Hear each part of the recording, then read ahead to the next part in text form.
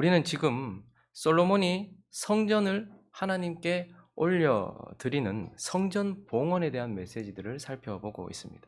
어제에 이어 오늘은 솔로몬이 성전을 봉헌하면서 백성들을 향하여 선포한 축복의 메시지가 이어지고 있는데 14절을 한번 볼까요? 이제 성전을 봉헌하면서 하나님께 성전을 올려드리면서 오늘 메시지는 얼굴을 돌이켜 이스라엘 온 회중을 위하여 뭐 한다고 말합니까? 축복한다. 축복하는 메시지가 오늘 본문에 나와 있고, 또 하나는요, 하나님을 향하여, 이제 백성들을 향하여 선포한 축복의 메시지와 함께 하나님을 향하여 기도하는 메시지가 이어지고 있어요. 그래서 28절에 보니까요, 그러나 내 하나님 여호와여, 주의 종의 기도와 간구를 돌아보시며 이 종이 오늘 주 앞에서 부르짖음과 비는 기도를 들으시옵소서. 그래서 오늘 이 본문은 솔로몬이 성전을 하나님께 봉헌하면서 백성들을 향하여 선포한 축복의 메시지와 하나님을 향하여 기도한 기도의 메시지로 이루어져 있습니다. 그래서 우리는 이제 이 본문 말씀을 통하여서 성전, 하나님께 드려진 성전을 소유한 백성들이 가지고 있는 축복이 무엇인지, 성전 백성이라고 할 수 있는 하나님이 거하시는 집, 하나님께 드려진 성전을 가지고 있는 백성들이 가지고 있는 축복이 무엇인지를 살펴보고, 동시에 하나님께 드려진 성전인 저와 여러분이 가지고 있는 축복도 무엇인지를 살펴보려고 하는데, 두 가지로 나눠서 살펴보려고 합니다. 그 첫 번째는 하나님께서 자신을 알려주신다라는 축복을 우리가 가지고 있다. 오늘 본문은 그것을 우리에게 말씀해 주고 있습니다. 오늘 이제 본문을 시작하면서 12절은 하나님이 어떤 분인가를 선포하면서 오늘 본문을 시작하고 있어요. 12절 한번 볼까요? 하나님 어떤 분이십니까? 한번 읽어주십시오. 시작.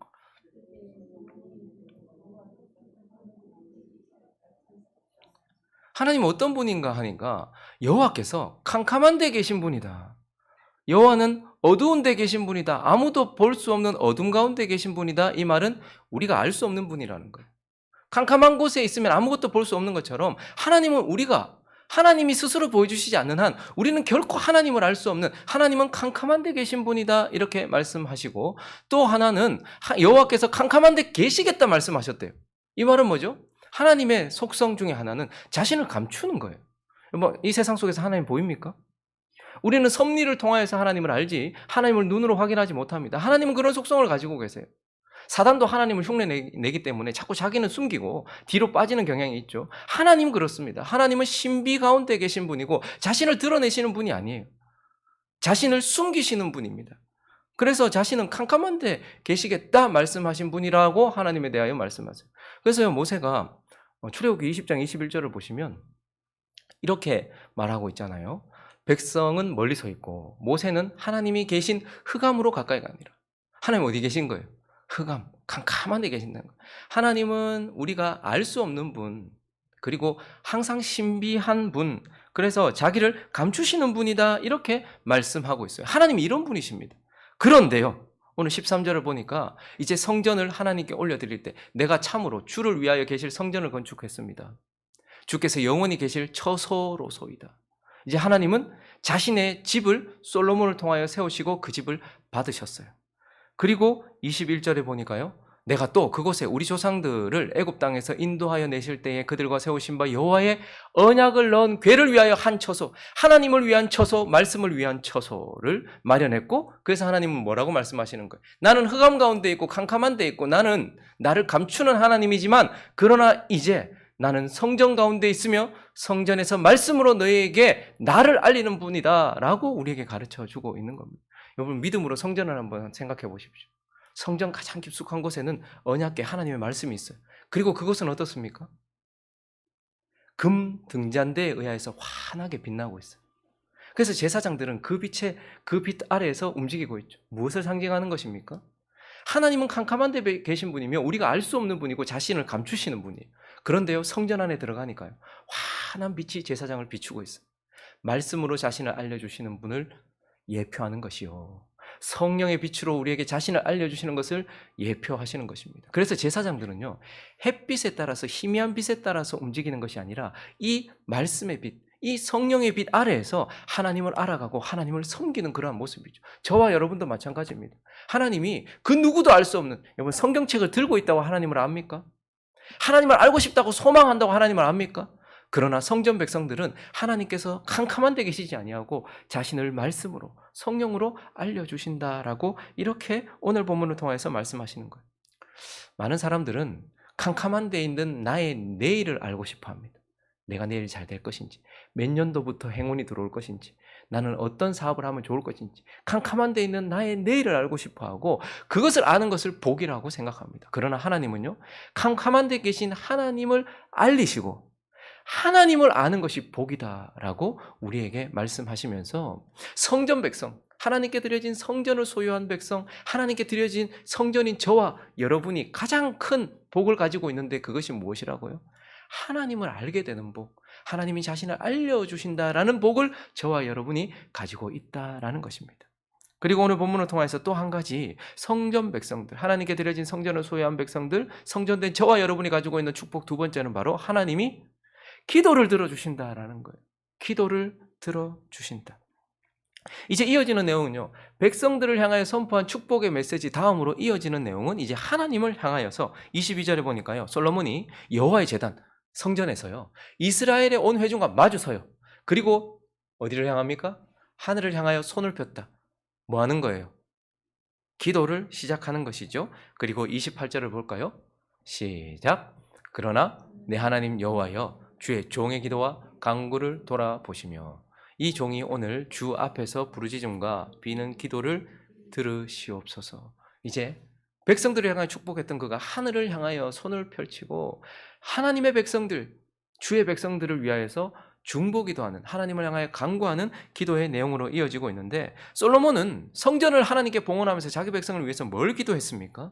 이어지는 29절은 주께서 전에 말씀하시기를 내 이름이 거기 있으리라 하신 곳, 이 성전을 향하여 주의 눈이 주야로 보시오며, 하나님, 주의 백성들과 주의 백성들의 성전에서 눈을 떼지 말아 주십시오. 하나님, 언제나 나를 지켜봐 주십시오. 언제나 성전을 지켜봐 주십시오. 성전에서 눈을 돌리지 말아 주십시오. 얼굴을 돌리지 말아 주십시오라고 간구하고 있고, 그리고 30절은요 더 큰 간구를 하고 있는데 읽어볼까요? 시작. 주의 종과 주의 백성 이스라엘이 이곳을 향하여 기도할 때에 주는 그 간구함을 들으시되 주께서 계신 곳 하늘에서 들으시고 들으시사 사하여 주옵소서.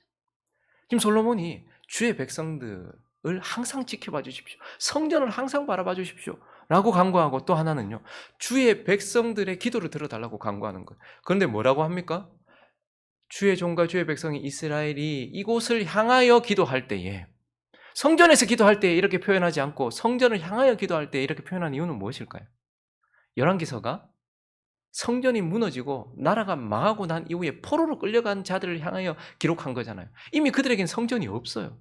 성전에서 기도할 수 없어요. 그래서 성전을 향하여 기도한다. 성전에서 기도한다는 것은 하나님을 향하여 기도한다는 것이고, 성전을 향하여 기도한다는 것도 같은 말이죠. 그래서 성전을 향하여서 기도할 때에 하나님의 백성들의 기도를 들어주십시오. 어떤 기도를 하든지 그들의 기도를 들어주십시오. 그들이 포로가 되어서 잡혀가서 이제 성전에서 더 이상 기도할 수 없다 할지라도 성전을 향해서라도 기도하면 하나님 그들의 기도가 어떤 내용을 담고 있든지 간에 그래도 그들의 기도를 들어주십시오. 늘 성전을 바라봐 주시고 늘 성전을 향해 기도하는 그들의 기도를 들어주십시오라고 이렇게 간구하고 있는 것입니다. 이것을 통해서 하나님께 드려진 성전을 가지고 있는 성전 백성들, 하나님께 드려진 성전인 저와 여러분들이 가지고 있는 가장 큰 축복은 바로 하나님께서 우리의 기도를 들어주신다라는 것이겠죠. 그래서 오늘 22절에 보니까요, 솔로몬이 여호와의 제단 앞에서, 그러니까 성전에서 이스라엘 온 회중과 마주서서 하늘을 향하여 지금 백성들을 위하여 기도하고 있잖아요. 그래서 우리에게도 큰 특권 중에 하나가 무엇이냐면, 솔로몬이 백성들을 위한 중보자가 되었던 것처럼 우리에게도 중보자가 있다는 거예요. 솔로몬과 같이 성전에서 우리를 위해 중보하는 중보자가 있다는 거예요. 로마서 8장을 가보실까요? 26절 시작. 이와 같이 성령도 우리의 연약함을 도우시나니 우리는 마땅히 기도할 바를 알지 못하나 오직 성령이 말할 수 없는 탄식으로 우리를 위하여 친히 간구하시느니라. 저와 여러분이 성전입니다. 그런데 성령 어디 계십니까? 저와 여러분 안에, 성전 안에 계십니다. 성전에서 솔로몬이 백성들을 향하여 간구했던 것처럼 지금 성령께서는 성전에서 우리를 위하여 간구하고 계신다라고 말씀을 하고 있는 것이죠. 그런데 34절은 또 다른 중보자가 있습니다. 시작. 누가 정죄하리요? 죽으실 뿐 아니라 다시 살아나신 이는 그리스도 예수시니 그는 하나님 우편에 계신 자요 우리를 위하여 간구하시는 자시니라. 성전이 두 군데 있습니다. 하나는 이 땅에 저와 여러분이라는 성전이 있어요. 그리고요 참 성전이 하늘에 있습니다.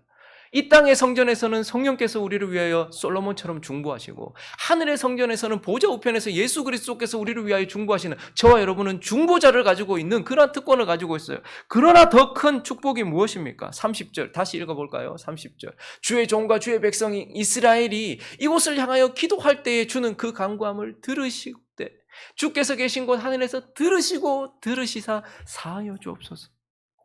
우리의 특권 중에 하나는 우리를 위한 중보자를 가지고 있다는 것을 넘어서 우리가 기도할 수 있고 우리의 기도를 하나님이 들어주신다라는 것. 여러분 믿음으로 성전을 다시 한번 보십시오. 환하게 금 등잔대에서 비치는 빛, 말씀과 성령의 빛으로 하나님이 자신을 알려주세요. 근데 거기에는요 언약궤 앞에 금 향로가 있습니다. 거기에서 계속해서 연기가 하늘로 올라가요. 뭘 상징할까요? 하나님을 향해 올려드리는 기도, 이것이 끊어지지 않도록 했어요. 그리고 하나님은요 그 향을 받으신다라고 말해요. 우리가 오늘 작은 신음소리 하나를 뱉어내도 우리의 혀가 말을 만들어내기 전에 이미 우리 마음 가운데 있는 기도를 하나님은 알고 계세요. 문제는 우리가 성전을 향하여 성전에서 기도하는가이죠. 하나님께서는 우리의 기도를 들어주신다라고 말씀하시면서 오늘 본문을 통하여서 우리에게 이런 축복을 가지고 있는 것이 바로 성전 백성, 성전된 너희들이다라고 말씀을 하고 있는 것입니다. 말씀을 정리하겠습니다. 참으로 안타까운 현실은 주의 백성들이 자신들이 가지고 있는 축복과 특권이 무엇인지를 아예 모른다라는 것. 우리가 가지고 있는 축복이 뭔지를 모른다는 거예요. 캄캄한 데 계신 하나님을 알게, 여러분 우리의 미래보다 캄캄한 데 있는 나의 내일보다 캄캄한 데 계신 하나님을 아는 것이 훨씬 더 큰 축복인데도 불구하고 그게 축복인지를 몰라요. 말씀을 통하여 하나님을 알아가고 설교를 통해서 하나님을 알아가는 것, 성령 때문에 하나님을 알아가는 것이 축복인지를 몰라요. 그리고 언제든지 기도할 수 있는 것이 축복인지를 몰라요. 자기가 가지고 있는 축복인 무엇인지를 모르는 사람들 정말 안타까운 거죠. 그리고 또 하나 안타까운 건요, 이걸 의무로 오해하는 사람들이 있어요. 말씀 읽어야 되는데, 기도해야 되는데, 이게 마치 의무인 것처럼 생각을 해요. 여러분, 말씀을 통하여 하나님을 알아가는 것은 의무가 아니고 특권입니다. 그리고 언제든지 우리가 하나님께 기도할 수 있는 것은 의무가 아니라 특권입니다. 그러니 오늘 이 아침에 세상 사람들도 가지고 있고 우리도 가지고 있는 거 말고 우리만 가지고 있는 특권이 무엇인지를 다시 한번 마음에 새기시면서 이 말씀을 통하여 하나님을 알아가고 기도를 통하여서 하나님께 우리의 마음을 쏟아놓으며 하나님의 응답을 기다리며 듣는 그러한 특권을 마음껏 누리는 저와 여러분 되시기를 예수 그리스도의 이름으로 축원합니다.